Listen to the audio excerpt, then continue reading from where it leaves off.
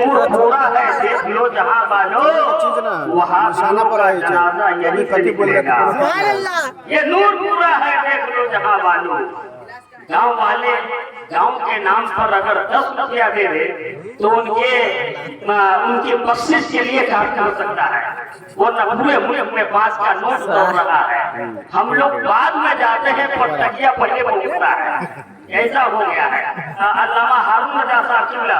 حالات حاضرہ کے تعلق سے جو لوگ ستا رہے ہیں ایسے لوگوں کو جو بے آبرو ہو کر ملک نیپال میں رہ گیا ایک شعر آپ علامہ ہارون صاحب ایک شعر سماعت کریں اور بالخصوص عظمت نیٹورک حضرت علامہ عظمت رضا صاحب قبلہ شمسی یہاں تشریف رکھتے ہیں اس شعر کو ضرور آپ اپنے آئیڈیو کی شکل میں قید کر لیں شاعر کہتا ہے کہ فقط سر کو جھکانے سے کچھ نہیں ہوگا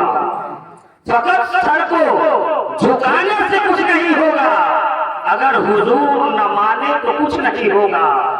اور لبے جیشیوں سے جیسے ملت ہٹا نہیں سکتے لبے جیشیوں سے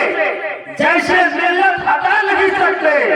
ارے ستا رہے ہو ستانے سے کچھ نہیں ہوگا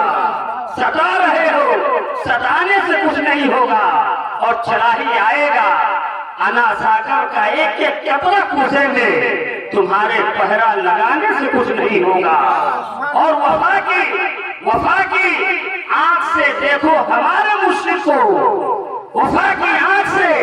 دیکھو ہمارے مشرق کو حسد کا چشمہ لگانے سے کچھ نہیں ہوگا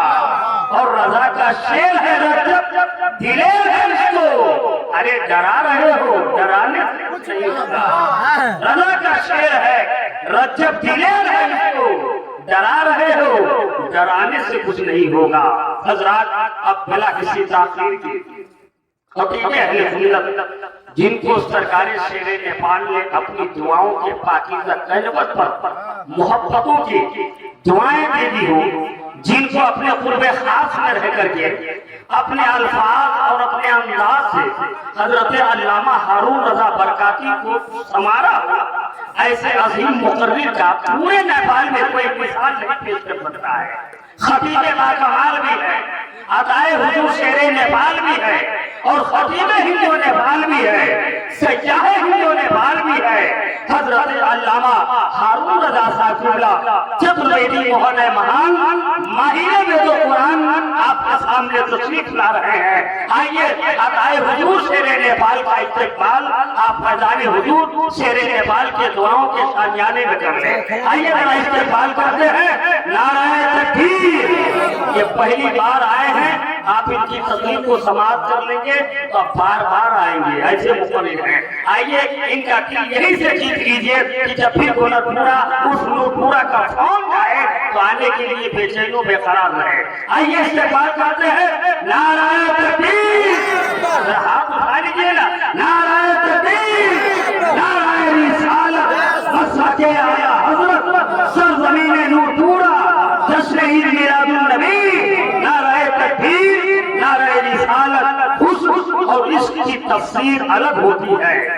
صفحہ علم کی تحریر الگ ہوتی ہے پھوٹتی رہتی ہے لفظوں سے صداقت کی مہک حضرت علامہ ہارون کی تقریر الگ ہوتی ہے